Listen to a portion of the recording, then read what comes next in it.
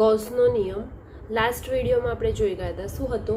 તો કોઈ બંધ પૃષ્ઠ સાથે સંકળાયેલ કુલ વિદ્યુત ફ્લક્સ, પૃષ્ઠ વડે ઘેરાતા કુલ વિદ્યુતભાર અને તે એપ્સાઇલોન 0ના ગુણોત્તર જેટલું હોય છે. હવે એનું સૂત્ર પણ જોયું હતું કે ફાઈ બરાબર સમેશન ક્યુ અપોન એપ્સાઇલોન 0. આટલી આપણે ચર્ચા કરી ચૂક્યા હતા, બરાબર. હવે જો બંધ સપાટીનું ફ્લક્સ શૂન્ય હોય તો શું બંધ સપાટી પરનો કુલ વિદ્યુતભાર પણ શૂન્ય થાય? આ આપણે જોઈએ. એટલે કે આ જે સ્ટેટમેન્ટ લખ્યું છે એ આપણે સાબિત કરવાનું છે કે શૂન્ય થાય છે કે નથી થતું. ઓકે, તો સૌથી પહેલા મારી પાસે એક નળાકાર ધારી લઉં છું. હવે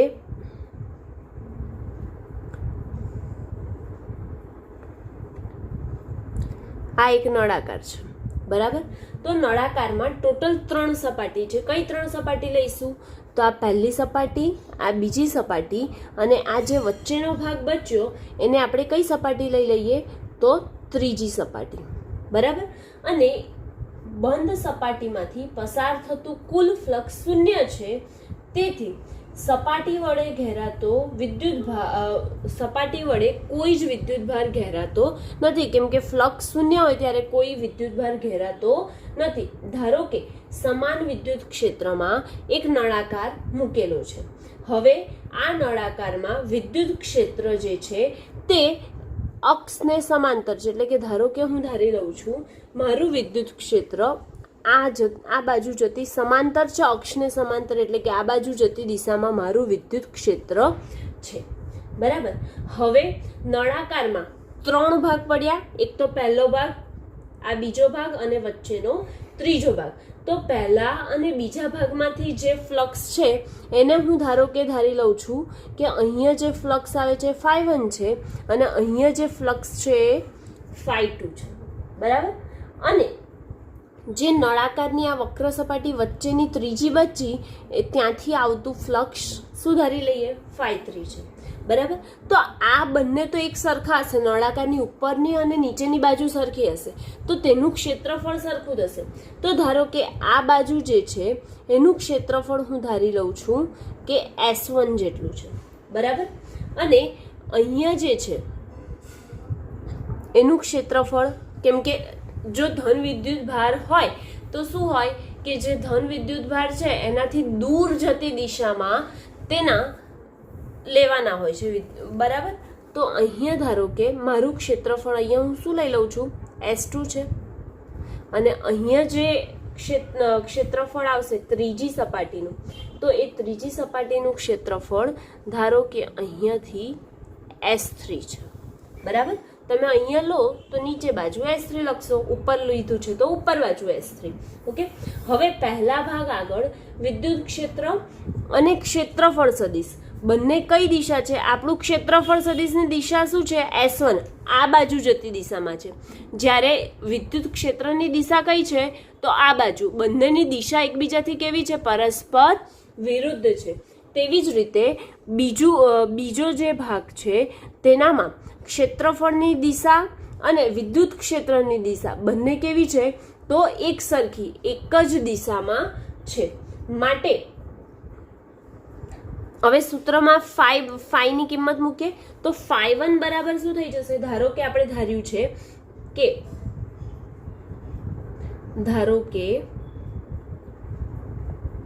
સમાન વિદ્યુત ક્ષેત્ર સદિશ E માં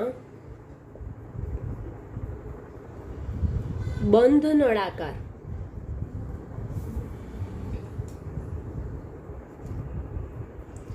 એવી રીતે મૂકેલ છે કે જેથી તેની અક્ષ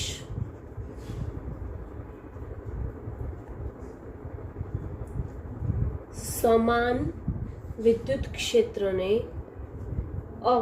સમાન વિદ્યુત ક્ષેત્રને સમાંતર રહે. એટલે કે આપણે એવી રીતે સેટ કરવાનું છે, એવા વિદ્યુત ક્ષેત્રમાં બંધ નળાકારને મૂકવાનું છે કે તેનું વિદ્યુત ક્ષેત્ર તેની અક્ષને કેવું રહે, સમાંતર રહે. બરાબર. તો આપણે એવી રીતે મૂકી દીધું. ધારો કે નળાકાર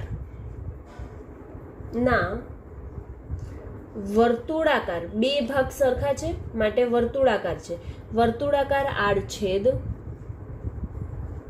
1 અને 2 અને નળાકારની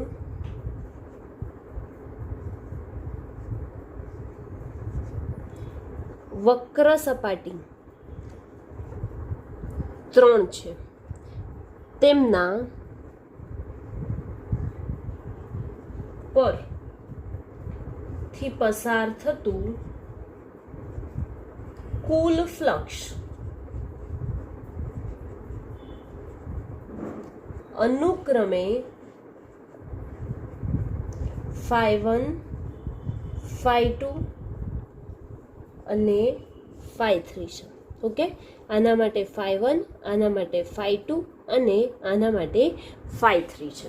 આપણે આટલું ધારી લીધું.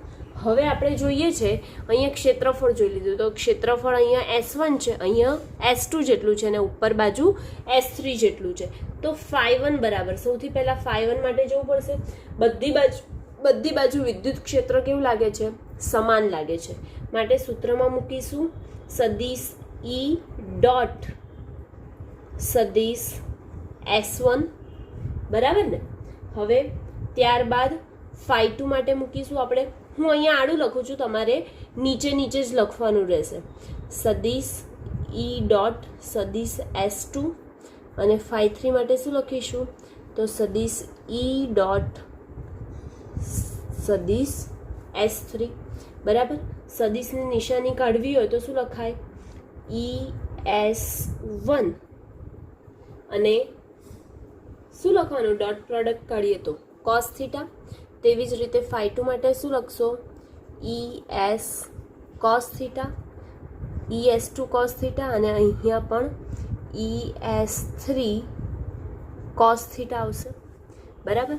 પરંતુ અહીંયા હવે આપણે cos થીટા છે તો થીટા શોધવા માટે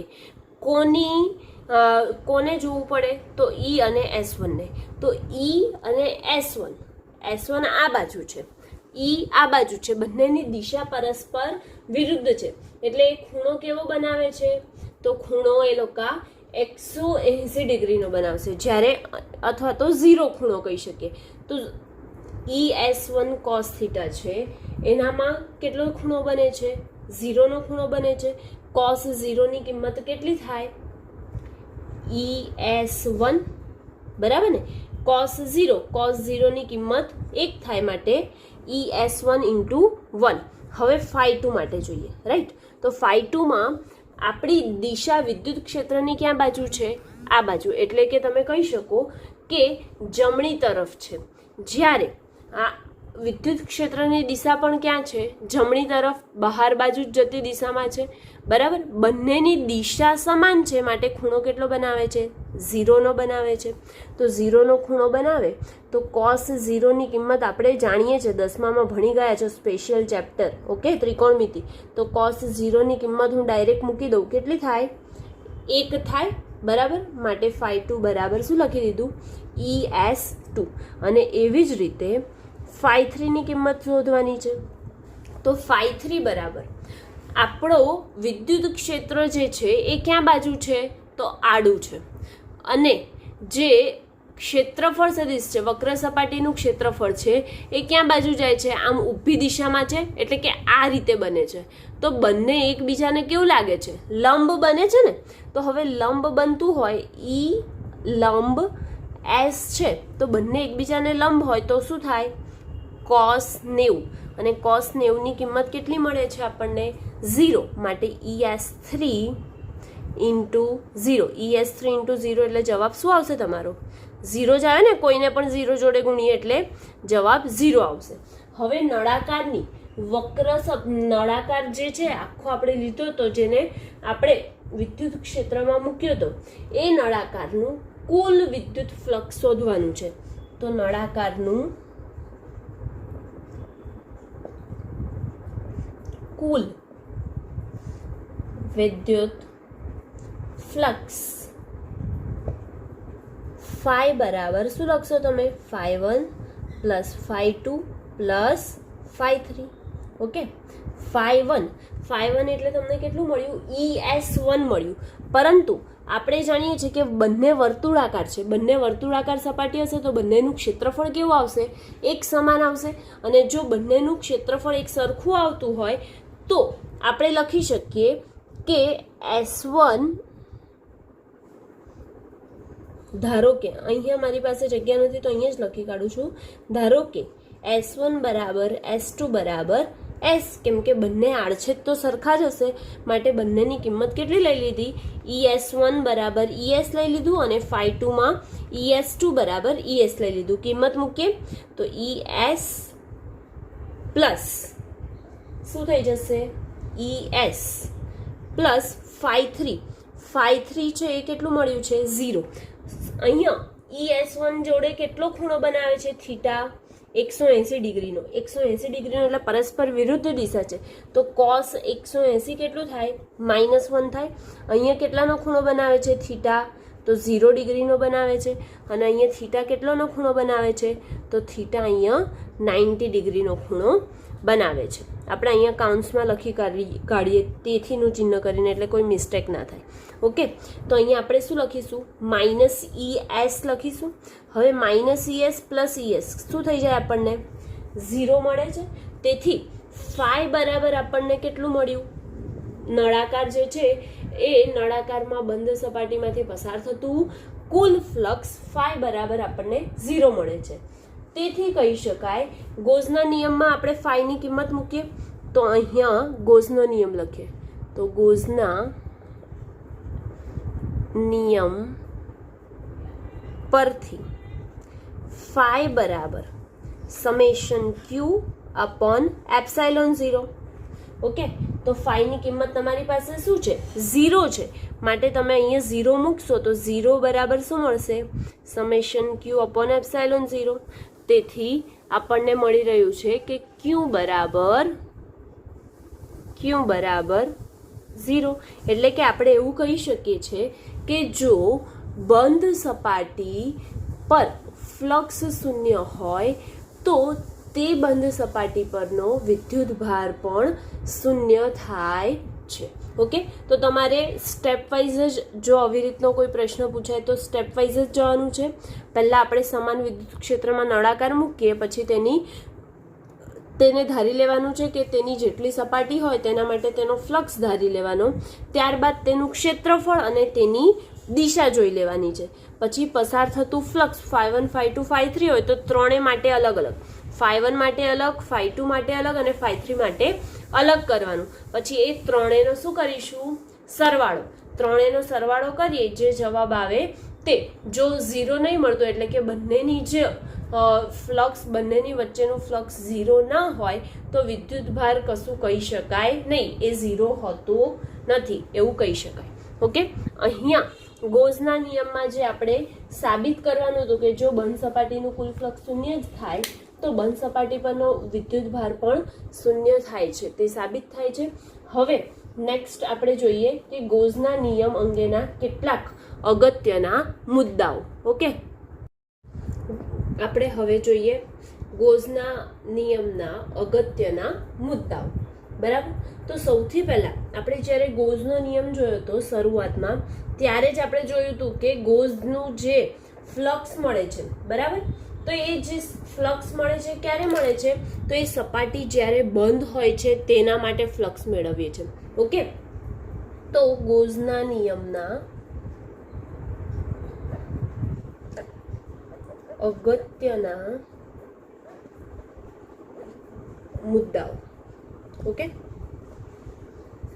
તો સૌથી પહેલા જો બંધ સપાટી દ્વારા ઘેરાતો કુલ વિદ્યુતભાર શૂન્ય હશે તો એ બંધ સપાટી સાથે સંકળાયેલ કુલ ફ્લક્સ પણ શૂન્ય હોય છે. આના પહેલા જ આપણે સાબિતી મેળવી લીધી છે, બરાબર ને, કે કોઈ નળાકાર લીધો તો એ નળાકારમાં અક્ષને સમાંતર વિદ્યુત ક્ષેત્ર પસાર કરતા હતા તો બે વર્તુળ છે એના આડછેદની સાથે આપણે જોતા હતા ત્યારે આપણને કુલ નળાકારનું કુલ ફ્લક્સ મળતું હતું 0 મળતું હતું, બરાબર.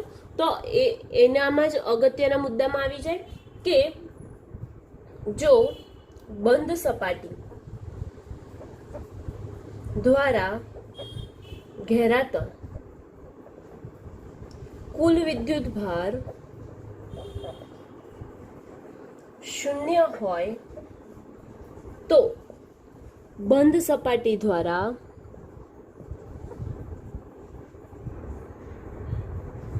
બંધ સપાટી સાથે અથવા કંઈ પણ લખો ને, સાથે સંકળાયેલ ફ્લક્સ 0 હોય છે. કેવી રીતે? તો જો વિદ્યુતભાર 0 હશે, આપણે સૂત્ર ગોઝના નિયમનું અહીંયા છે જ, બરાબર.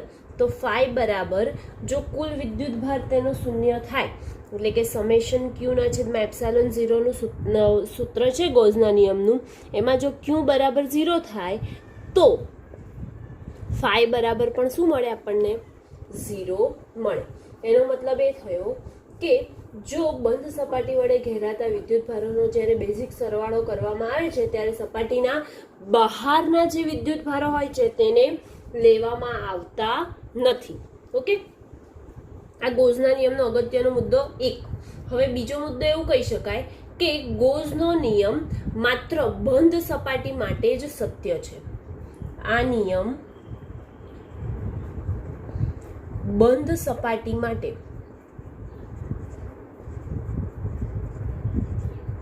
સત્ય છે. ત્રીજું, તો ગોઝના નિયમમાં જે બંધ સપાટી લેવામાં આવે છે તેને ગૌસિયન પૃષ્ઠ કહેવામાં આવે છે. આ નિયમમાં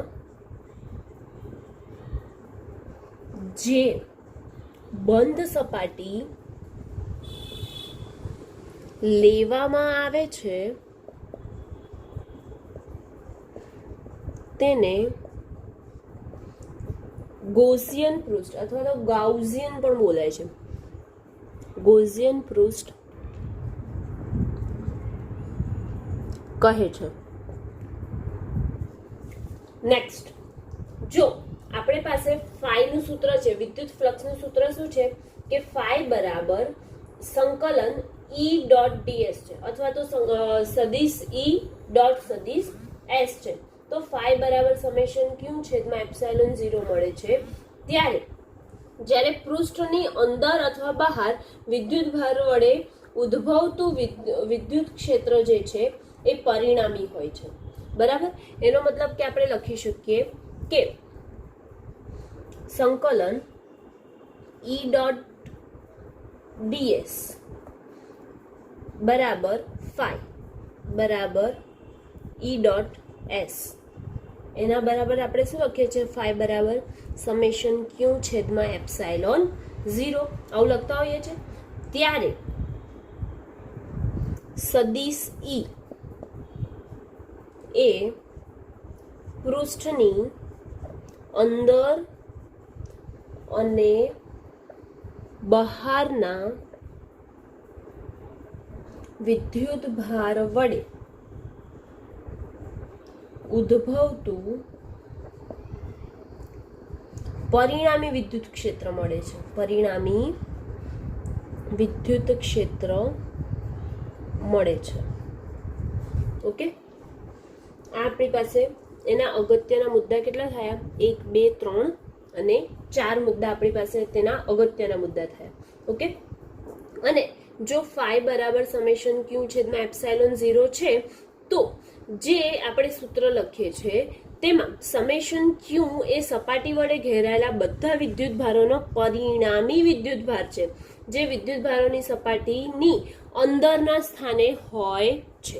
તો એવું પણ એક મુદ્દો આપણે લખી શકીએ કે ફાઈ બરાબર સમેશન ક્યુ અપોન એપ્સાઇલોન 0 માં સમેશન ક્યુ એ સપાટી વડે ઘેરાયેલ એટલે કે અંદરના ભાગમાં ઘેરાયેલ સપાટી વડે ઘેરાયેલ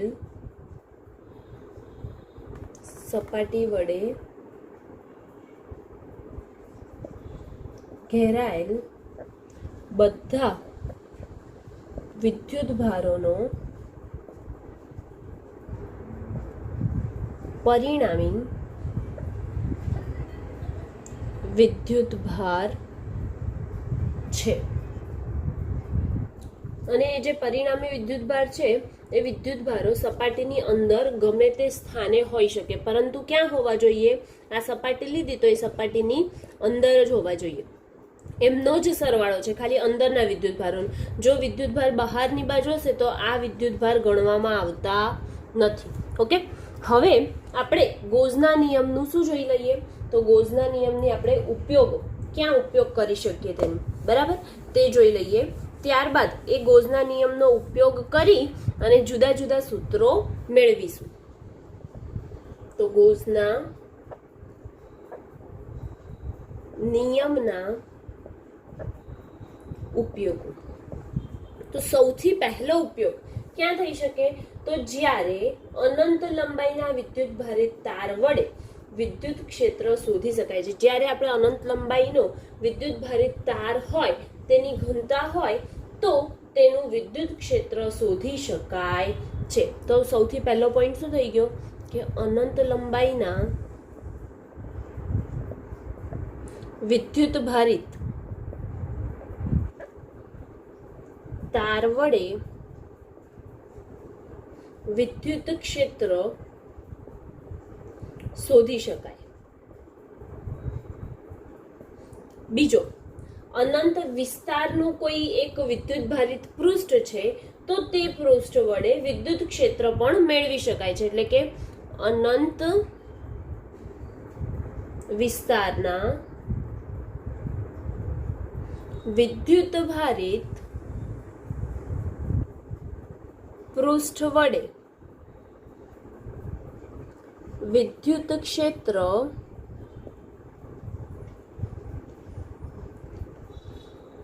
મેળવી શકાય છે. ત્યારબાદ તેવી જ રીતે ગોળીય કવચ. ગોળીય કવચ એટલે શું? કે અંદરથી પોલો ગોળો, બરાબર, એટલે આ બહારની કવચ જ.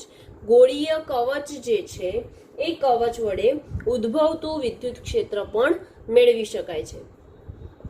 ગોળીય કવચ વડે ઉદ્ભવતું વિદ્યુત ક્ષેત્ર મેળવી શકાય. અને છેલ્લો પોઈન્ટ કે નક્કર ગોળો આપણી પાસે હશે તો તે નક્કર ગોળા વડે ઉદ્ભવતું વિદ્યુત ક્ષેત્ર મેળવાય છે. ઓકે, આ આપણો ગોઝનો નિયમ જે છે એ કમ્પ્લીટ થાય છે. ગોઝનો નિયમ જોયો આપણે, એ ગોઝના નિયમનું સૂત્ર મેળવ્યું. એ સૂત્ર મેળવ્યા બાદ જો બંધ સપાટીનું કુલ ફ્લક્સ શૂન્ય થાય તો તેમનો કુલ વિદ્યુતભાર પણ શૂન્ય થાય છે. તેની સાબિતી મેળવી અને ત્યારબાદ આપણે શું કર્યું? તો આપણે ગોઝના નિયમના અગત્યના મુદ્દાઓ, જે ગોઝના નિયમમાં ધ્યાનમાં લેવી જેવી બાબત છે તે જોઈ અને ગોઝનો નિયમનો ઉપયોગ ક્યાં થાય છે તેની વાત કરી. હવે આ જે ઉપયોગો છે એ ઉપયોગો આપણે સાબિત કરવાનું છે, એટલે કે વિદ્યુત ક્ષેત્રનું સૂત્ર મેળવવાનું છે. તો સૌથી પહેલો પ્રશ્ન જ હમણાં જે નેક્સ્ટ વિડીયોમાં જોઈશું તે પહેલો પ્રશ્ન જ એવો આવશે કે અનંત લંબાઈના વિદ્યુતભારિત તારનું સુરેખ તારમાંથી ઉદ્ભવતા વિદ્યુત ક્ષેત્રનું સૂત્ર મેળવવું. એ પછી અનંત વિસ્તારના પૃષ્ઠ માટે આવશે. ત્યારબાદ ગોળીય કવચનું અને નક્કર ગોળાનું, આમ ચારે માટે વિદ્યુત ક્ષેત્રના સૂત્રો આપણે મેળવીશું.